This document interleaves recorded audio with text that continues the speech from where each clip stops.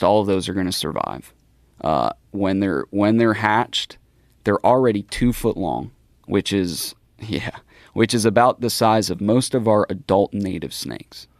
So they're getting preyed on maybe for that first month, and then after that, they're not much is messing with them.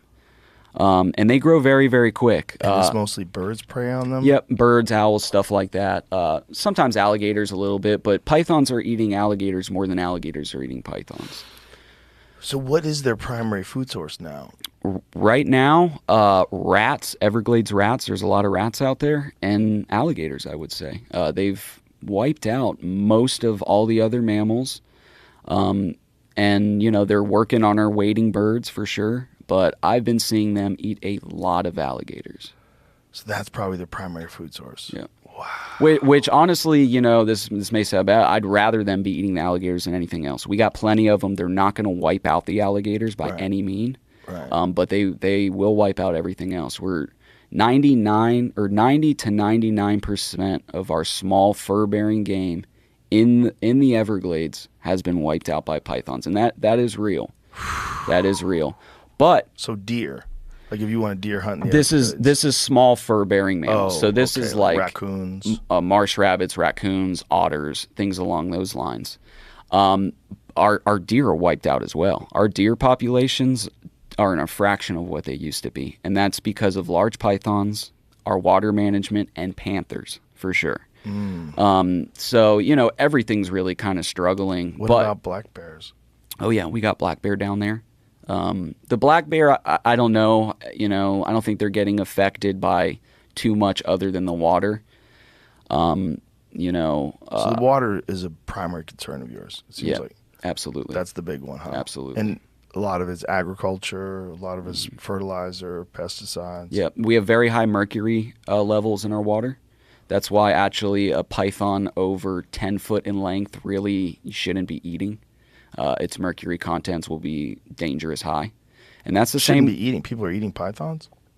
You can. I wouldn't say people are, down there having it for dinner every night. I've eaten it a number of times. Yeah? What is it like? Very chewy. Very, very chewy.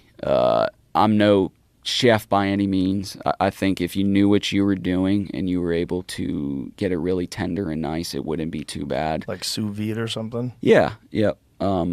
The flavor's not bad at all. It's nice white meat. You're kind of eating it off the ribs like fish kind of almost, but it's not bad at all. The iguana's delicious. Yeah, I've heard iguana is very good. I've seen delicious. A lot of people kill them and cook them on YouTube. Yes, where sir. they cook like some stir fry or how do you cook iguanas? Again, it's not something like, hey, darling, I got some iguanas fried up for dinner. It's I'm feeding most of it to my livestock and then making leather products from the skin. But I've barbecued it. I've kind of pan-fried it in some General Tso's and pineapple, and that was actually really good. I got a big male that had like these huge cheeks. And in the cheeks, there's a nice medallion of meat, and that's how I fried that up. It was good. What is it? Does that taste similar to anything? It's almost like a dark meat frog leg. Okay. Which sounds frog leg maybe a little before. gross, but it's not bad. It's not bad. Frogs are pretty good. Yeah. Oh yeah, frogs are delicious. Yeah, it's just people have to get past the fact that it's a frog. Mm-hmm. Yeah. Same thing with python and iguana. Yeah. So is that a common thing where people hunt and eat iguanas now in Florida? Not so much to hunt them, to eat them. I think that's more just like a YouTube thing. People Right. love that stuff. Yeah.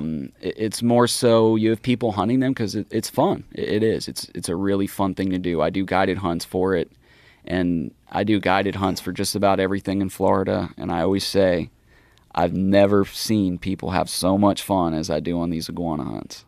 I mean, you may shoot at 100 iguanas in the day, and watch my dog go in and catch it, bring it back. And Are you using air guns? yeah, we're using really high-end semi-automatic air rifles, 25 and 30 caliber. This is actually out on a golf course. The size of these suckers. And that's a big breeder. That's what I'm looking for when I'm out there. I'm removing any iguanas I see, but those are the big problem. Those big breeders, they usually have a harem of like 5 or 6 females, And little fun fact, they have 2 peckers. So they're out there slanging it, you know what I mean? And they're everywhere. Yeah, they're everywhere. They are everywhere. And is there a limit? Like if you're after invasive species, are you allowed to just shoot as many as you find? Yeah, it is. I don't want to make it seem like, the iguana thing's just a free-for-all in Florida. The iguanas, they're in these real residential areas, urban settings where you just can't really walk around and shoot stuff in people's backyards. You're trespassing. People are calling the cops on you. I'm permitted and licensed to do this in the various areas I do. Someone will hire me, bring me in. And, definitely for people to go out and do this on their own, they need to be careful. They need to make sure they're in a public area where they're allowed to do that. Your dog just jumped in the water and caught a swimmer. Yep. That's amazing. Yeah, he'll dive down, pick them up off the bottom, and Wow. jump them, grab them out of trees. It's crazy that this one dog is just so good at reptiles and snakes. We have a number of them backing them up now. Yeah. They're not quite as good as him, but they are. Do they are learn good. from him? Yeah. I Is that usually how it have works? him mentor them a little bit, take them out, see how they do it, or see how he does it, and they'll pick it up. Him though, he's just had so much experience. I've had him since 6 months old out on golf courses helping me, and he's got it down. So you can see here he knows trying to to get to the head. re-grip Yeah. because the tails break off. Yeah. And here, watch this. He drops it, trying to show off for the clients. And he is very upset, but that old dad's got his back there. Wow. Yeah. What was it hurting his mouth? Like his parts? No, were he was spiny? just shaking Excited. it around and excited, and it wiggled out of his mouth. A lot of times when he catches them, especially after he gives them a kind of little bit of a thrashing, they just give up. And I think he was kind of thinking this one was a little gave up and was being silly with it. So he ain't supposed to do that. That's not good. He's supposed to keep hold of it until it gets back to me. Yeah. When you're out there, like on a typical